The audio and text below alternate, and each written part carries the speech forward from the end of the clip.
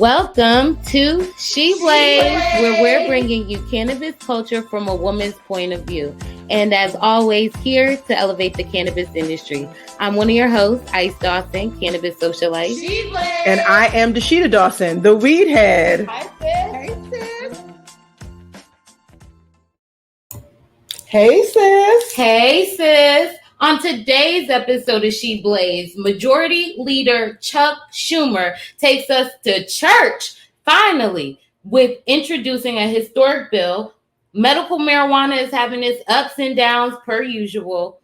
And we give a temperature check on the cannabis industry in the Northeast region. Okay, well, welcome to She Blaze. And of course, we have to start with the high of the week. And my high of the week is actually inspiring my new do with my little beads and braids. It's protection style season. Plus, it's real hot. But I got to enjoy a movie in the park, Fort Greene Park, where Showtime sponsored a free viewing of Crooklyn, which was a Spike Lee joint. And really important to note that Crooklyn really is one of those memorable movies of my childhood, where he is recounting his childhood growing up in Brooklyn, pre-gentrified Brooklyn, when Black people owned brownstones. Okay. He talks about how they purchased their brownstone for $45,000, which is crazy because they're going for millions. But it was interesting because he was there to introduce the movie. It was a whole vibe because it was so hot and very comfortable outside. But it was great to see so many people,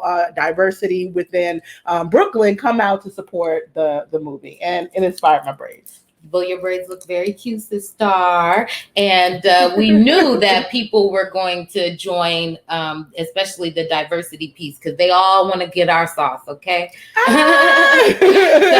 my high of the week is a little bit of sauce, as far as I am finally ready to introduce my Pre-Royale Grinder. It's a 5-piece grinder. I have the rose gold, and it was the last limited edition, but they still have silver and black online. It is a $64.99 purchase, but it is so worth it, okay? Because it gives you a scooper where you can scoop out your cannabis that you grind, and it comes more like a tube, like lipstick, so it's a little bit easier to twist and stuff like that. And it is a great swaggy item for any woman. So please check out that Pre-Royale grinder. Yes, and you know that I don't endorse just any grinders, right? I certainly had like a gray one for over a year, and it's still great. So and really good if you have arthritis. Just I know that's right. And cute.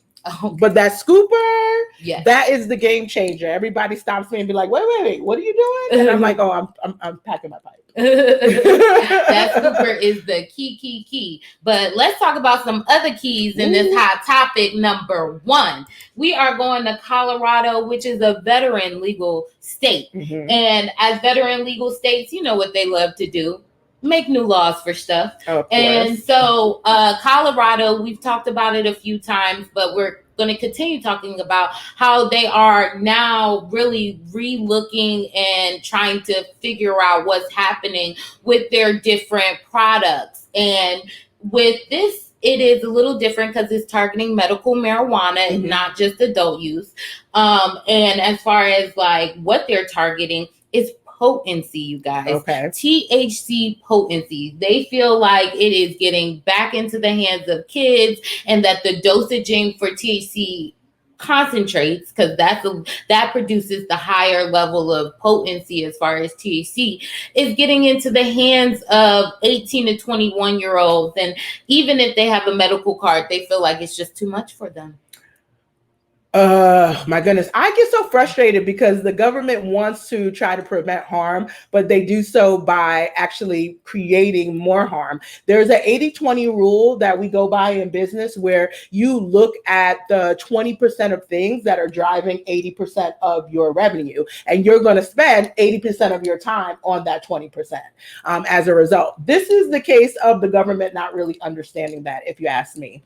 I feel like, as per usual, we're, a little bit trying to tweak for something and we don't have the data to support it. And so when you talk about 18 to 25 diversion, for example, the assumption that they've got a medical card, which by the way, they can get with the support of a parent, that they are going to use their medical card to get product, and that product is going to wind up in young people's hands. I don't think it's illogical. I just think that it's unsupported by proven data. And the more that we do that in the cannabis space, I think the more detrimental it is, because we create precedent, we create laws that are, again, based more in fear than actual science or real data analysis of the markets that we have opened.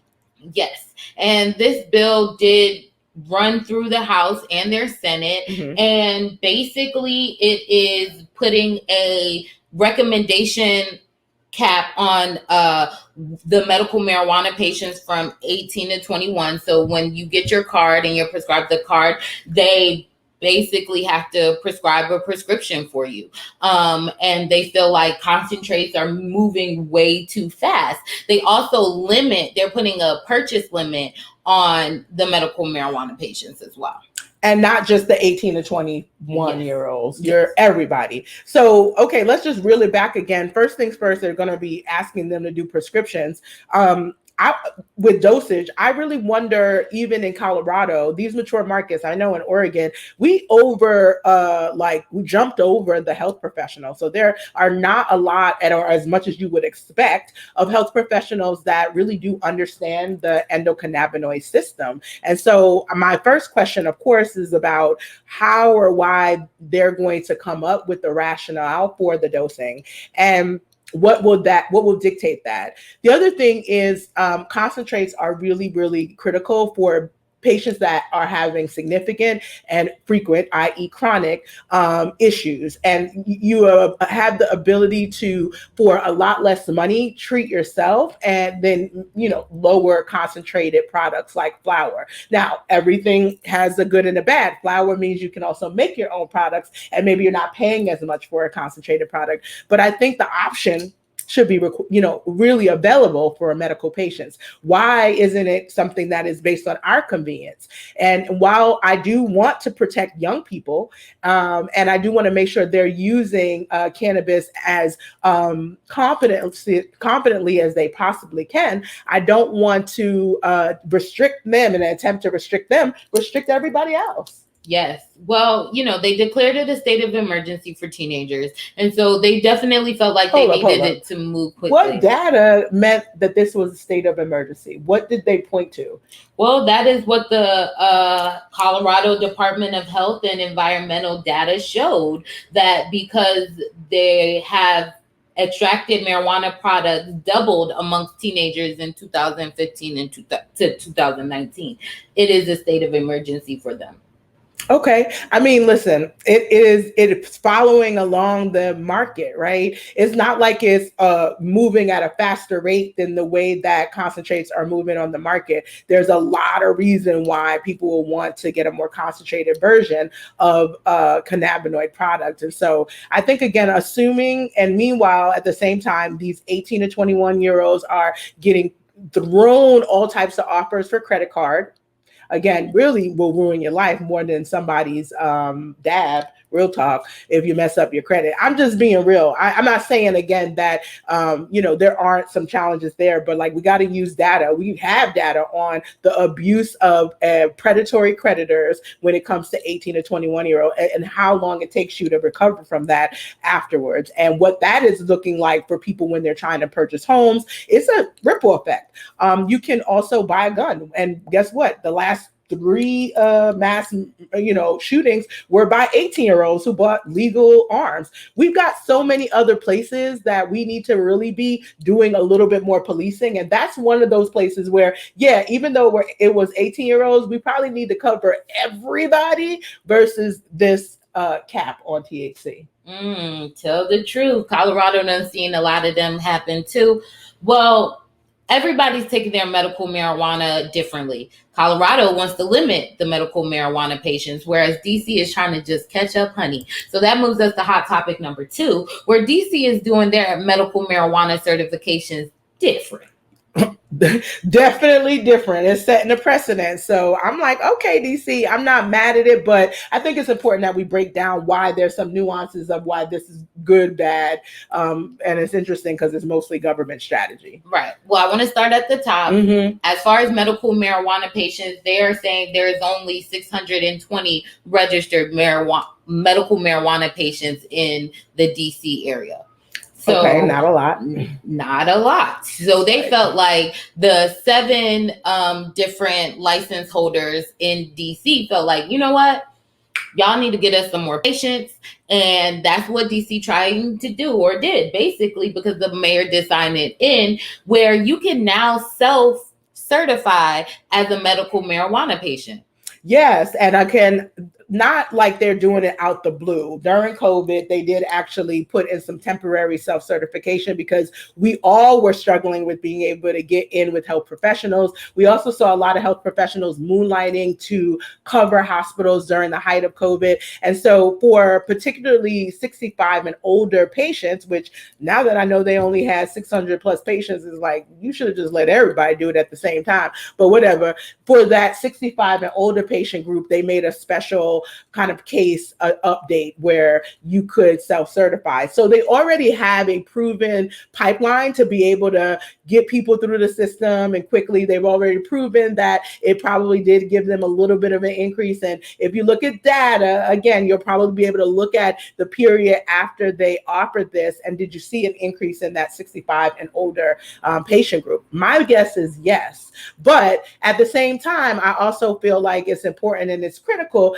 that we start to make sense of the DC market, because this is a market that is struggling really because they never really created an adult use regulatory market. It is still, yes, you can have cannabis. It is in that way fully decriminalized, save for some public use things, which of course Black and brown people suffer the most from disproportionate stops and ticketing because of that. But it's one of those markets where, yeah, I can have it, but I don't have a place where I can buy it. Really? Yes. Is definitely a place where it's hard to buy. And, you know, I believe the license holders are also seeing the impact of that, trying to get patients in the door. And, you know, as they are figuring out the gray market merging into the legal market, I feel like this may be a step further. And, you know, they definitely see an increase in people becoming medical marijuana patients, because I would just be like putting in my ID, boo. Yeah, I mean, I actually think this is something that New York needs to think about, because even though the Office of Cannabis Management in New York has absolutely pulled back on a lot of the different hurdles, self-certification is a real thing. So even though I think they're doing it for maybe the wrong reasons, this is a precedent for some good reasons. And just to quickly run them down is we still have consumers and patients being more aware of their endocannabinoid system and how to treat it. They've been doing trial and error. They tend to still be, even in mature markets, again, much further along in their education and competency than health professionals.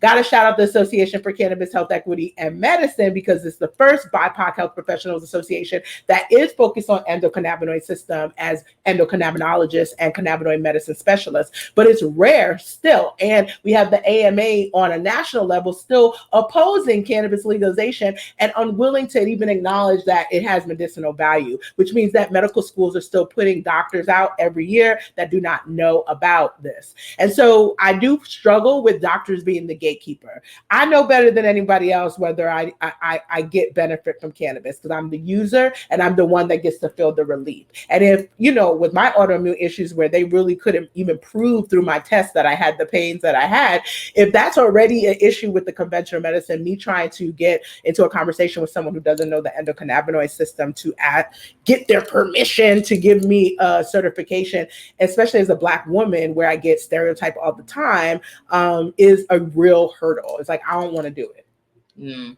Well, we definitely have a very interesting healthcare system. Welcome to America. And so, we are here and cannabis is heating up by storm. So let's take each other to church with hot topic number 3. because Chuck Schumer, he came in his Sunday's best. He came with his sermon pre-written, and he came in front of those cameras to tell you guys, y'all have a real cannabis bill. Yes, we have so many other things happening that, in Congress, they don't know how to walk and chew gum, but we definitely want to focus on cannabis. So he sure did that and introduced it in the U.S. Senate for the first time, making history. Yes. I mean, we've got to clap it up, but we also got to give everybody the backstory. Y'all been following along. Y'all remember last season, in season 5, we got very excited when the discussion draft was dropped. I mean, at the end of the day, we French as the audience. Well, the cannabis industry, I should say. And we called out why maybe this was a proper opportunity for us to get excited that there was progress, but to help them get involved in that progress. A lot of the associations and organizations that we are a part of, leaders among, submitted, pages of comments, and now we have a real bill, and they've included a summary, which I say always is the marketing plan, and then there's a revision summary in case people like myself spent almost a whole year working with these senators, with the Cannabis Regulators of Color Coalition, and it is important to note if they were paying attention. And so, yeah, we've got a lot of unpack here, and we're still going to be unpacking it, I think, for weeks to come. But just on a quick, here's the hot items. I definitely want to talk about it because it's important. Right. Well, the Cannabis Administration and Opportunity Act is the CAOA. It is definitely a tongue twister. Yes. But it will basically remove cannabis as a Schedule I drug. It will allow for interstate commerce, allow for a real market. It collects taxes, okay? Because Uncle Sam always wants his cut, boo. If you don't know that, you know. And it helps, reinvest in communities that have been disproportionately affected. So they say. But they also had introduced it right on the floor. And Chuck Schumer said in front of all of the country, it is time that Congress catches up with the rest of the country, adding that this bill provides the best framework for updating our cannabis laws and reversing decades of harm inflicted on the war on drugs. And, he did talk about Black and Brown during that time. He also talked about it being bipartisan to pass no matter what. Well, he definitely was going to church on it. I definitely feel like I got to give a kudos to the majority leader. He has been listening, and his stance came from a very progressive and moderate stance to the the place we need to anchor. But let's get real. We know that we can't pass the bill as is. Even, let's be honest, as an advocate, I'm looking, and there are many things I still think need to be improved. But it does move things up a bit. It is light years better. They're talking about some very specific things better. Cannabis, definition of cannabis, right? Like, we over here governing molecules like Delta 9, Delta 8. Those are isomers of those molecules, in fact. And so they're doing that. There's also some of the banking updates that we've been fighting for SAFE. We saw that there as well, because it doesn't matter if we do all this. If the banking industry is still inequitable, it's not going to help anyway. So it was good to see those updates. I also was really excited to see that they had prioritized minority serving institutions like HBCUs in their educational framework. And that's something that we had called out as well. Like, those institutions should get the first stab at being able to learn and get into the industry based on the history. But like you said, bipartisan. So what does that mean? That means that this is the flag. This is where they've anchored the people who are pro a real comprehensive bill. And now they're going to go and turn around and start negotiating on some of these little bills that we've been seeing pop up. SAFE is one of them. So they could be like, you see this? This is what we really want. And so now let's start the negotiations. I don't know. It's chess. And it's important that we know, these people playing chess with our lives, y'all. Our lives are a game. We pay all these taxes so they can play professional chess with our life. Well, I mean, I think that that's the problem. We are so comfortable with this whole, it's a long game. It's a long game. And I'm like, but how long? I was watching A Different World and I was so sad because it was an episode about one of the characters being the first Black person to be able to join a country club. And Mr. Gaines, the old man that worked in the pit, basically said he didn't want to support that because his daddy was a caddy when it was like 50 years prior. And that was 30 years ago. So is the long game 80 years? Are we expected to see the fruits of our labor? I would like to, not just for my the generations of my family, but also for myself. And so I think that that's the part where I think advocates are rejecting this long game. Nobody wants to wait 80 years for change to be seen. And even then, it's a little bit like, you're going to do 80 years to get a couple of inches? Absolutely not. Well, as somebody that is seeing, my generation, seeing the effects of 30 years, 20 years, I mean, even double recession. So I think it is definitely difficult to have confidence in the competency of the Congress we have, because they've been in it for 20 years, 15 years, 30 years. You've been here. They seeing the fruits of their labor, actually. Mm-hmm. And so you want to see the fruits of what labor? Their labor, because I'm tired of their labor. They labor adds on more stress. They have other things to do than to worry about cannabis. Y'all over here trying to figure out cannabis, but can't figure out the reproductive system. So, we don't need Congress to do shit. Actually, we don't. We need the DOJ department to stop pretending like they can't do it, right? We could deschedule that. We have bureaucracies that can actually help cannabis policy. Mm-hmm. We have states like Pennsylvania that can create cannabis billing protection bipartisan. So we don't need Congress to do it. And I appreciate Chuck Schumer, because maybe he wants to, plant this seed and, I don't know, maybe retire. He's, in my opinion, at this time, I think it is time for a lot of torches to start being passed. I am excited to see the subcommittee with Cory Booker, because he is a fresher face. But I am, like probably most people in my age range, like, thanks for doing something we didn't ask for. Listen, I think we have a lot of false narratives about what the federal government can and cannot do. They can absolutely jack this up even further, right? So that's the risk we have to take, that's the risk we have to protect ourselves from. And so we definitely spend a lot of time as regulators saying, hey, maybe it isn't the right time for the federal government to do this. I know from talking to many, many agency leaders and legislators that the competency level does need to come up fast. But what I will say is that they are willing, because where this bill was in discussion versus where it is now, and again, we'll do a deep dive later to break it down, is a lot further along on the competency. Now, that being said, compared to where the cannabis health equity movement is, they still in 2010 maybe, you know what I mean? Because we in 2050. Right? We're thinking about things in a much more forward way in terms of cannabis and really using the science. And so we're trying to meet halfway, but in fact, the government should be the fastest. The government should be able to be the most competent, especially if you want to restrict people's THC levels like Colorado. And so to your point, the federal government has an ability to really mess it up. You see how states are doing one-offs, and they mess up and then they try to fix it. We don't want that with a federal rollout.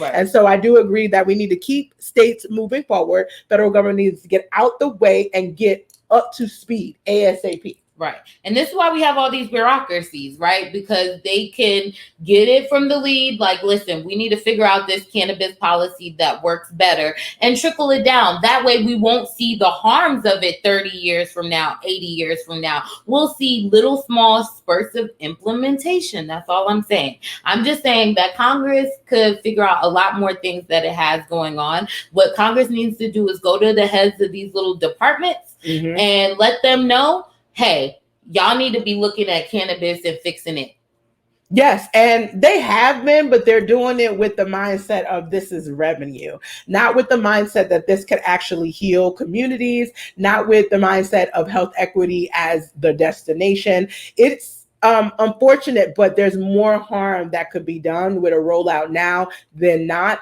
I think what I'd like, though, is it does put on the record where there is a lot of opportunity and accountability for the government to fix things. And the minute that we go back to, or, if we do a Republican led Senate, we at least have an anchor on where we should be starting our fight. Right. Absolutely. Because they will make federal cannabis. If they get the lead, they will make federal cannabis like Florida's cartel. Yes, that's what I'm worried about. They've already been like, there's already rumblings, and Florida's a big enough state. They have enough data to show, hey, we made money hand over foot, and Black people still getting arrested. Those are two KPIs, it seemed like, for the Republican Party, if you ask me. They're like, check and check. Drop the mic, and we are on to the main topic, honey, because can't nothing come after that, period. And so we are doing our just checkup on the cannabis industry in the tri-state area of New York, New Jersey, Connecticut, because, they're all online and stuff like that. So I am definitely excited to kind of talk about them, especially coming back for season 6. And yes, talked about it a few times on the Flower to the People too. Yeah, so of course, I every week on Sirius channel 126, the Lori Daniel favorite show, Flower to the People, every Thursday at 11:15. But we need to just take a pause, honey, because New York, New Jersey, and Connecticut have seen the Dawson sisters on the ground, participating, educating, and ensuring that this thing rolls out as well as it possibly could. So we do need to take a temperature check, because I feel like these are our babies, and right now some of them are sickly, and some of them seem to be on their way to walking and flourishing a little bit more. So let's jump into it. Which one you want to start with? Well, we're going to start with New Jersey first, because it did legalize first, technically, because they did it the way that is always going to legalize, except in the South Dakota, through the ballot. The shade. That's only if your Supreme Court is like, psych, nah. Right. Mississippi was like, but y'all want weed though? Right? No, New Jersey did it through the ballot initiative. I voted on that question, public question number 1. Yes. And they want you, they secured that vote, honey. Okay. So but yes, people don't realize that after going there for Princeton, I pretty much stayed and am a New Jersey resident. Officially, I know that's right, during that time at least. But that was so long ago. That was in what, 2020? Right. So basically, 2020 that happened. Well, fast forward to now in March, the New Jersey actually released its first set of licenses, I believe, adding a few more out of like 300 applications. They added 34 licenses. And then they also had a few license rollout in April. We talked about their fines coming from April as well. And so it's time to talk about these applications, these licenses, how much money they're making from license, but also from the fines that we did talk about as a hot topic.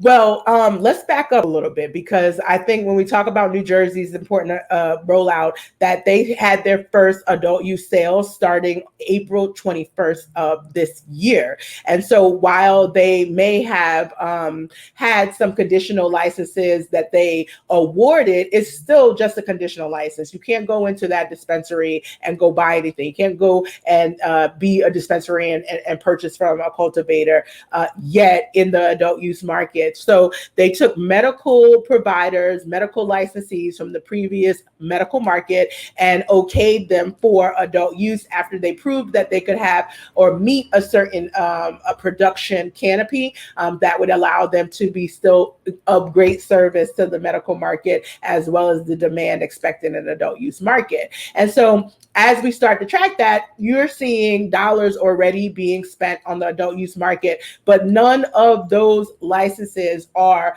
minority owned. And so for a lot of people, myself included, we're not shopping the adult use market until one of the conditional licenses that is actually is in play and gives me an opportunity to buy in a state that's number 3 for arresting Black and brown people primarily for cannabis possession.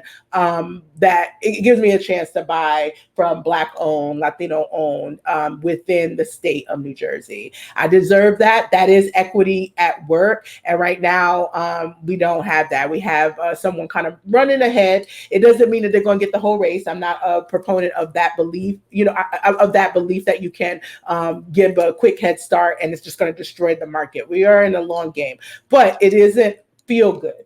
Oh no, but for every dollar they earned, they had to pay it back because they shows did get fined for their adult use market.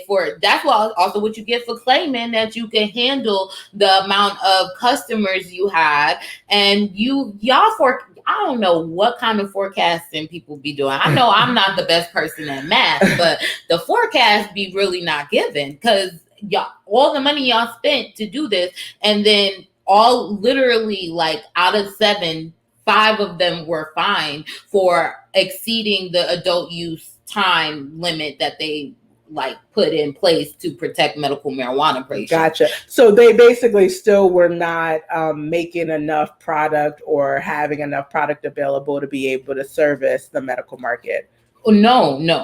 It's not about product. It's about the dispensary having enough time to serve the adult use and then cut it off and then serve your medical marijuana. You're talking about the medical marijuana special hours. Yes. That's how they got fined so heavy. Yes, that's right. We did talk a little bit about it, and that's my bad because here's the thing. Before people were trying to call special hearings because they gave out the conditional licenses before they approved these 7. And honestly, the main reason was because they weren't able to prove that they had enough canopy, that they had enough product developed to be able to support the medical market. But you're right. This is the case where they want to maximize the time that their doors are open, and the adult use part of their business is them probably highest per time period or whatever. But here's the answer, and this is why I'm like, dang, maybe there's not enough strategists. But if these people are struggling with that, get more of your adult use market to convert to medical cannabis patients. It's inherently medicinal. People in there getting the support or help of it without realizing it and joining the medical market. There are some benefits, minimal, but there are some in New Jersey. They just took away the tax, right? Mm-hmm. That's a help. Now, if you have very special curated times for them, that's also your opportunity to kind of gotta be a VIP medical cannabis patient, okay? Because Aunt Latifah is the ultimate one. She do not like being on the line, and she loves being able to scurry past it. Arizona's done a really good job. So that's the first person that I think about, because she is, honey, a VIP medical cannabis patient, okay? Yes. Every single place that she frequents, they know who she is, usually after a while. And yes, what she's looking for, and she's able to walk in well past the line, sometimes be around the corner, to be able to quickly get in and get what she needs. That's the way I would market it if I were the retail leads. If I were a trade association, I would do a big campaign to get more medical cannabis. And if you're smart, you partner with the public entity helping to manage this. That's still their cannabis management office. And then you guys make a push for it. New Jersey don't got enough cannabis patients by far. Right. For them to have all these benefits now is definitely not adding up. And that math ain't mathing for me. Sorry. That's why I said I don't know who's doing the forecasting. They forecasted. Stevie Wonder could have forecasted better than this. Oh my gosh. Well, the reality is when I was at Target, forecast is one of the most intensive parts every month, because you live with me and you see what it was like getting ready to go in front. But it was something that I pride myself on, having a very high accuracy rate. We're talking about off by a couple percentage points, not way off. And this is what they're recognizing, is that they're way off. So you know what? Change the strategy. And you was forecasting with 8 more zeros than what they got. Factual, Fortune 100 company, factual. But I think in general, whether you're forecasting for something in the 100K versus something in the 100 million, you still have to aim for using data to make the most accurate. And you want to have an upside forecast and a downside. That means the downside is if these bad things happen, what's my floor looking like? If all these good things happen, what's my ceiling looking like? And that applies even in a regulatory market. I know that's right. Well, I went and I was like, because Dasheeda all like, oh, social equity. And I'm like, okay, whatever. And so ain't that what we fighting for?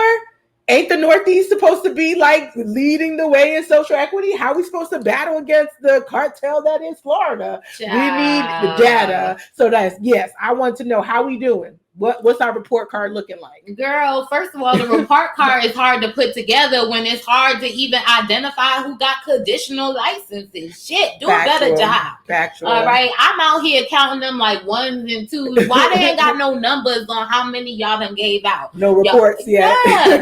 So I'm putting together this formula to try and figure out, every publication is different. Yep.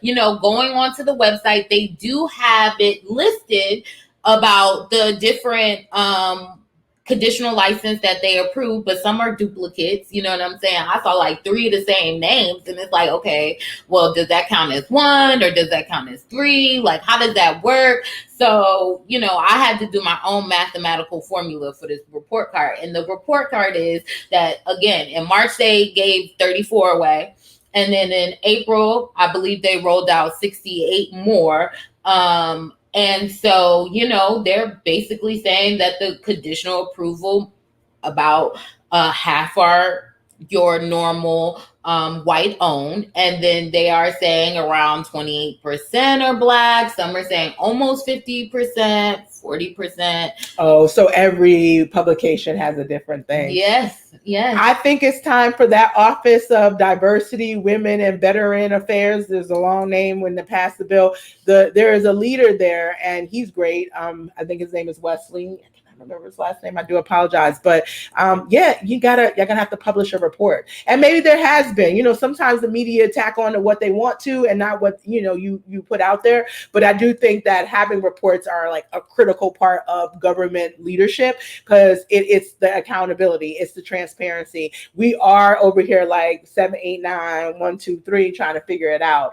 And I do think that I am confused a little bit about the conditional, like when things move from conditional to a permanent thing. Because again, in New Jersey, a conditional license doesn't get you the opportunity to be up and running. It simply gives you an opportunity to go get your actual land and or building, get it ready so that you can get it approved for it to become a real license, and then you can actually be operational, which can take anywhere from 6 months if you had started in advance to 18 months, depending on where you are with a purchase or a lease. So that's the part where it's like, do we really count this as equity yet? It's just the little ball getting started, in my opinion.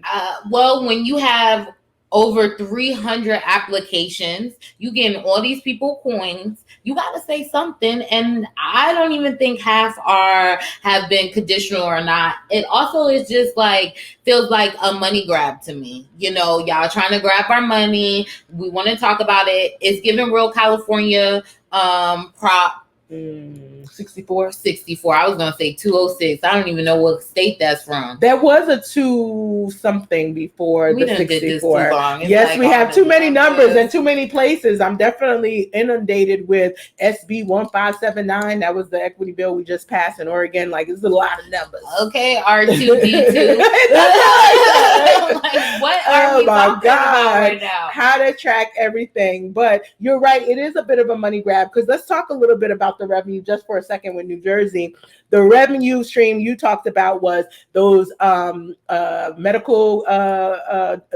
medical businesses, 7. In order for them to get into the adult use market, they had to pay a fee, right? And it was very high. Then they get in there not knowing what the hell they're doing. Yeah. And then they got to pay another fee because you're now out of compliance. And I'm good for that. Like, I feel like charge them, because they acted like they knew what it was, and it's like, don't act like you know what it was until it is, right? And that's to me, rule number 1. So they've been getting that from the adult use market. Now, every time we shop, there's a state tax related to our shopping. And so they're getting a revenue from the way we shop. That's without even opening yet the conditional licenses. Now, to get a conditional license ain't that expensive, right? I will say they definitely were lowering the barriers for that, but they have gotten a considerable amount of applications. So you multiply that by like the average cost of the licensee application, and they're getting revenue from there.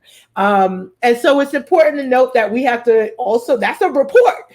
You licenses, all the revenue, show us how that's being spent. Show us how that's being reinvested. Show us how that's being used appropriately so that we know that the industry is moving forward. It doesn't have to be correct right now, but we know, because we can't fix these things overnight, but we know that we have to be making a real intentional effort to move the needle forward. Well, y'all better be reinvesting them taxes into opening up that damn office so they could be passing along these licenses. Hello, we need the office that approves the licenses, keeps it going, keeps it flowing. That's where the money need to go, not to the police, okay? Put that money back into the office, because we, the people, need this shit up and running. You're the first person to, like, in Portland, when we spend too much on our administration in the office, they give us a pushback, because they're like, well, instead of spending it on, you know, personnel and technology, you know, shouldn't that be back in the community? I think it's a balance. So I totally agree with you. If there is a shortage of personnel to execute the implementation, then you will see that stall. And all that does is cause more drama and more setback for the communities at hand. And it's not always about money. We give money out for the seed grant, but that doesn't mean that people even have the capability of moving it forward or using it. And so sometimes I'm also looking and I'm like, dang, we should have made the technical assistance up first before we started giving the money, because we have people that's in a holding pattern because they need the technical assistance, but I don't have the personnel to run the technical assistance yet. So it's like, it is a puzzle, and no one's ever going to be perfect out the gate. But one of the things that I love about a puzzle is you can put a piece down, and if it's not, you know, like Tetris, where you lose it after a while, you which is one of my favorite games, you have a chance to alter the piece a bit, bring it back, say that's not the right piece, let's try it again. But it is about being accountable, put it in a report, say that, declare that, and so that the next fiscal year, you got people who's watching, like you say, oh, you said that y'all was wrong on that, good, what did y'all do to fix it? Like, that's what we need. Yes, absolutely. So I'm very interested about these conditional licenses. To your point, moving into real licenses, how long is it going to take? My prediction is California bad, where, you know, it's going to take 2 years to open up these things. Oh my God, you just gave me a headache, but I totally respect that forecast. I am praying and I am hoping that there are a few that came to the table and they knew from previous experiences, got some people in the market that got conditional licenses that are partnered with mature market veterans, right, within the Black community in cannabis. My hope, fingers crossed, is that y'all brought some of that competency over here and could get up faster. Well, it's the casino in Jersey, so, you know, house always wins. But I'm very, very interested to talk about New York State next, because they are doing something different. They actually remembered that it took 2 years to get some of your things up and running. So they're implementing a whole turnkey process. I had to explain to people what turnkey was. I'm like, you buy an apartment, it's turnkey. That means you could go move it right now. And it has all the furniture in it, probably, or at least the basics. The new amenities. Yes. Okay, honey. The best refrigerator, the best washer and dryer. Okay. You're not flipping the house, boo. No. But you know what? New Yorkers really don't understand that if you're talking about using an apartment as an analogy, because most times you're going to walk into an apartment, it's going to cost you the most you've ever spent ever in your life on living. And you are thinking, oh my God, I got to spend double of that to get it up to snuff. Right. Well, everything is pretty much from the 1900s, so I don't know. Anyway. Electricity, no central air. We're talking about New York City specifically. Yeah. Ooh, child. Okay, I thought I was damn in England this week. Heat wave. That's why I was like, oh, see, it's a heat wave. We're gonna have to check the temperature on cannabis, because it is hot in the tri-state. I'm also curious on what people ops are looking like. That is like, because they're doing this whole New York State, especially, you guys, marketing it's like, oh, New York conditional license, plant their first legal crop, blah, blah, blah. I would love to see what the greenhouse looks like, what the houses look like with the actual electricity, indoor versus outdoor. Like, what is the bud looking like? Can you handle the heat? Well, I want to know what the bud is smelling like and going to be smoking like. But to be honest, OCM Executive Director Chris Alexander was actually out and about the last 2 weeks visiting farms, and they were posting pictures. These plants are looking pretty good. Now, I have definitely seen some pictures from very, very excited hemp farmers working with HBCUs, and some of those plants have been looking sad, honey. But this is one of the first times that I'm actually excited. We have to break down a little bit about what's happening, because this is only a small microcosm of what we anticipate the licenses will be for the state of New York. But this is what they're doing to try to jumpstart it as quickly as possible, get flower in the doors for selling as quickly as possible. Okay, OCM, that's who deserved my hand clap. He said, let me go see the op. So that's, because there are people praising the fact that some people never even seen cannabis, and they're regulating it, and that we got to introduce them to the first. That's why we have somebody that advocated in it. Let's be real. That's one of my favorite things to talk about with Chris, is that he was the author, one of the main authors of the MRTA, which was the bill that passed that gave us this foundation. He is very much aware of the importance of the legacy market. And he, after spending time working as an attorney for the Senate, moved over into the legal market, being head of government affairs for Viola Brands, which is a Black-owned cannabis brand. So he knows flower, at least he know what operations are supposed to look like. And so that's important, because guess what? There are many, many regulators in mature markets on the West Coast that is not something that they could even remotely understand, or would they do, But I was joking with Chris. I was like, you doing your walk-arounds in your full suit. And I told him that the OCM needs a little polo shirt with the OCM logo on and thing, just for these little visits to these hot ASS greenhouses.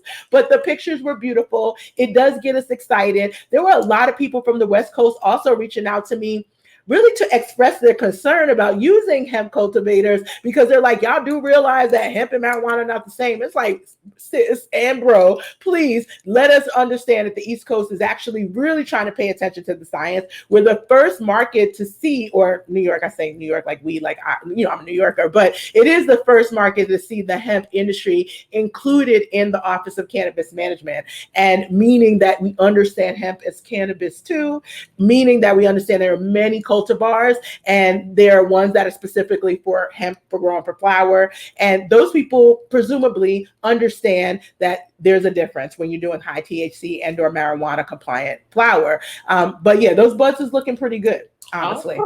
Well, I will say shout out to them. And what you're referencing is that in order to apply for a conditional license right now, or a license to, start producing, you have to be in the hemp industry for 2 years. You had to have been in the industry. So it's not like if you joined 2 years ago and your second year anniversary is coming up and now you're in. They made it a very finite group that you had to be part of. And there was a cutoff date. And I think that was where people were really upset, because let's be real, and I keep it 1,000. The reality is, ain't that many Black hemp farmers, ain't that many indigenous and Latinx hemp farmers, ain't that many farmers of color, period, in the state of New York. And that's something that the OCM is going to have to work on and figure out their conduit plan. One thing he did put in there, and they've seen some movement on, is that these same conditional licenses are required to be mentors and participate in a mentorship program, that the next wave will be predominantly the groups that I just called out, because they're participating as mentors. So we've seen that go left in Cali. That incubator model do not work if you do not have somebody watching over. Big Brother is almost like, yeah, go private firms, do what you want to do, as long as you support a Black and brown person, and then you come back and the Black and brown person is living under a rock in the corner of their business. It's not been sustainable. got their business bought in some crazy ass like merger. Absolutely. So I do think it's important that we are very careful when we talk about this idea of incubation or mentorship. In this case, though, New York is really hands-on. So I anticipate that they're going to be creating a program specifically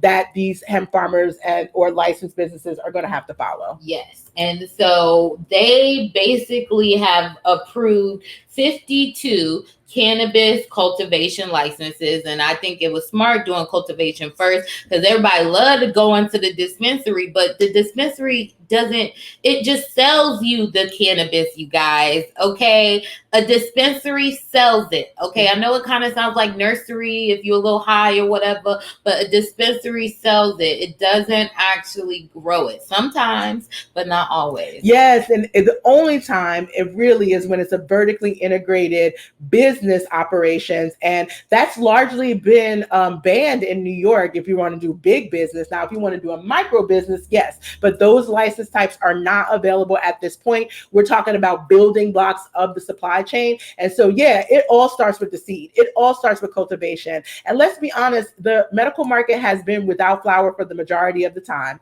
And the current operator did try to drop some flower for the pictures look nice on the internet. Yeah, it looks airbrushed a little bit, you know. Ooh, she said you did the Vogue to it. But guess what? Nobody went by their operations. I haven't seen any visits there. We don't know. And I think it's important to just recognize that there is something to be said about seeing it from seed to sale as a person in the advocate community. And I think Office of Cannabis Management has done a good job at least displaying what's going on now at the seed. It makes me excited as a consumer because I am seeing flower that I'm like, all right, I can maybe F with that. You know what I'm saying? As opposed to what I know can happen, which is now you got the driest of bud in these little like fancy packages where they spent more money on the marketing and the packaging than they did on the cultivation. And your bud is terrible. We throw that back. Tomato. Yes, boo, tomato. But no, I guess my question really comes down to, is this equity? And in some ways, I feel like it is equity, but it's certainly not dealing with the racial inequities because we still aren't seeing cultivators of color here be licensed. And I appreciate that the Office of Cannabis Management is not hiding from that because they're not trying to spin it. It is New York based, and that's something that's important because a lot of other markets, folks have gone in very quickly. The vultures from other states, you ain't even ever really been about New York, and now all of a sudden you all about New York. We're seeing that happen even in the advocacy community. So I don't know. I think there is a win, and then there's some losses here as well. But then it makes me feel like I told you so because back in 2018, I was really adamant with a lot of Black and brown leaders and communities that you needed to get into the hemp side, and I'm not just talking about selling CBD. Oh, yes. That is what also people are like, well, I do have a hemp license.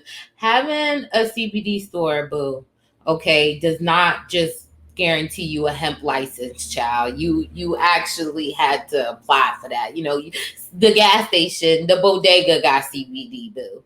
Yes. So, you know, it was clicking, but it was clicking down. It was. I definitely feel like we have a lot to, unpack when it comes to New York. They've awarded around almost 100 conditional license or a little over it. So they are producing licenses. Okay. So that is also a temperature check because by now people were still in a lot of legal markets that are veterans, they were still in a lot of litigation after releasing things like that. So it's really cool to see that. But you spoke on something about, people coming into the people from the West Coast, the Midwest, coming in, talking about Canada really too. Coming in, talking about, we can help you with this cannabis, this, that, this. And Connecticut's up for it. Oh my God. Let us talk about Connecticut. And I'm like, I don't even know if I want to give it too much energy, too much air, but I'm very disappointed.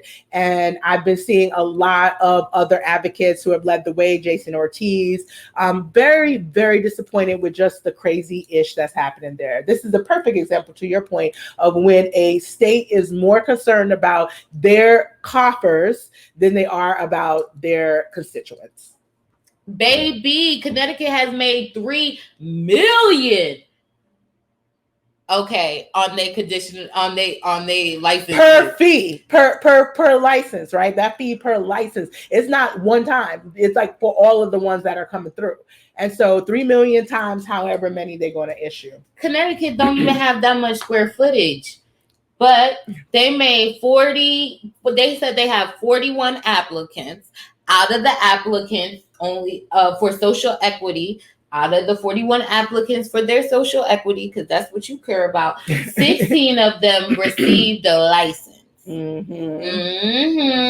They have their social equity council that approved it, and these are provisional licenses. They also actually have this link, which I will definitely have in the description, so check that out. Yo, they have the link to the description. Connecticut is coin honey. They literally will just put it out for you, non-social equity fees versus social equity fees. So you already know how much you got to pay, because that's what you got to do first. You have to pay to be in a lottery first, because again, they have a lottery-based licensing, which means that once you prove you're eligible, now you're put in, it's almost like you're put in a hat that they get to pick out. We've learned that is a crazy way to support the industry, and it usually doesn't. Sound the alarms, because Connecticut is definitely on its way to burning all the way down. Let me just be real. I'm just being honest. Like, I saw this list and I was like, this don't make no sense. Very, very early on, when Connecticut was moving to legislate their adult use market, we were influential. CRCC advocates on the ground were very influential, working with Representative Robin Porter to educate legislators. But we could see very, very, very clearly that even among Black and brown people that were leaders, that there was some level of corruption that was really focused on who's going to get the licenses, if it's going to still be benefiting the 4 medical licenses that exist. And primarily the answer has been yes. From the door, Connecticut has been very special to me. They have a public-private partnership with a investment private equity firm, and that firm has been greenlit to basically manage the state's investment in cannabis. And early on, we saw challenges. Jason was going off on an ArcView panel, because he's on a panel with an MSO that is not based in Connecticut, that is getting money from the state of Connecticut to come and put their time in. This is Connecticut saying that they're jump-starting their market, but in reality is they have a market there. It's a legacy market that exists, and instead they'd rather bring out-of-state people in to gobble up all of the licenses, the limited licenses. They don't have a cap necessarily, but they issued initially very small number. And I think it's just seeing this, like just seeing the circus of corruption. They really should have their own reality show, real talk. And it's not no A&E. It's not that type of like political documentary. They got the Love and Hip Hop. They got the Love and Hip Hop drama going on in Connecticut, right? They got the VH1 reality show going on in Connecticut, because there's crazy ish happening, right? You said they black into cannabis. I'm just saying, the corruption in allegedly, right? The way things have rolled out. If I were a Connecticut resident, I would not touch the adult use market with a 10-foot pole based on the 16 that they rolled out. It is big companies scratching other big companies back, bringing in a token somebody who is saying, hey, I came from this community. Hey, I'm the person that you're talking about that deserves the ability to have a first in line. And, oh, but these are my backers that can pay my $3 million fee. Based on the monies that they are making from this, it feels like a lot of California people came in, flipped it, and reversed it, because instead of it being really expensive to get into dispensary and ownership and have license in that, For Connecticut, it's the reverse, okay? It is very, very expensive to be a cultivator. You can do all that other stuff for a couple thousands, $100, whatever, but to grow this, you gotta spend buku, social equity or not. And that's what happens when you're paying people from different states to come in to teach your state how to do stuff, because they saw in California it was actually a struggle to procure the seed to sale, the seed part of the cannabis versus the sale part of it. And so they flipped it in Connecticut. Well, they also believe that whoever is controlling the cultivation of the cannabis ultimately controls the supply chain. And in fact, there is some truth to that, which is why in New York, we didn't even finish talking about the fact that because we don't have Black and brown people at the cultivation level, and we're anticipating them at the retail level with that turnkey license, there are people concerned that we only are going to be the people at the end of the supply chain. That means all the ish rolls down costs to you, and then you pass it along to your consumers, and they give you all the complaints, they give you all the feedback, and the cultivator gets to kind of still control the market. Okay. Well, let's see which states are the sickest. Connecticut, you are on where they take you, they take ICU. Yes, Connecticut is in the ICU. That's Yes. where Connecticut is. And Jersey right now, you are going in every day to the emergency room trying to figure out why you don't feel good. That's actually a very good analogy. I would say, since New York was the newest born, they just got discharged, right? Like, they got born, they just got discharged, and we just hoping, we trying to keep this baby healthy. We just hoping. But I'll be real, the OCM with their innovation, a lot of people don't understand it, they don't see it. So it's almost like they're in one of the McLaren, keeping with the analogy, they're in their little stroller that looks like a spaceship, and you're like, dang, all that. We got 6 babies in here. Right. Exactly. So everybody keep an eye on the Northeast. Legalization happened in 2 years, very close together.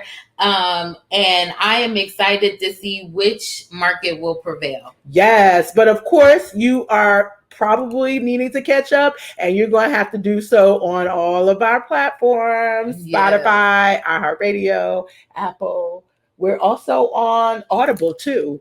Yeah, we're on wherever you get your podcast at. And if you want to see us, hey, you can always check us out anytime on YouTube. Make sure you follow She Blaze on She_Blaze.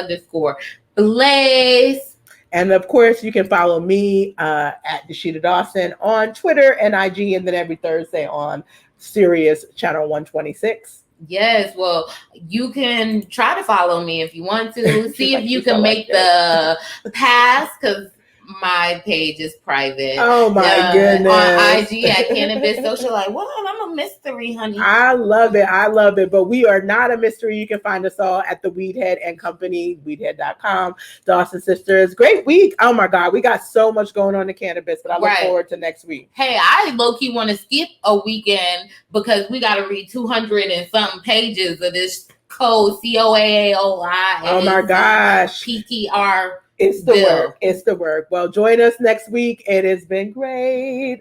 I'll see you later. Have a good week. Bye.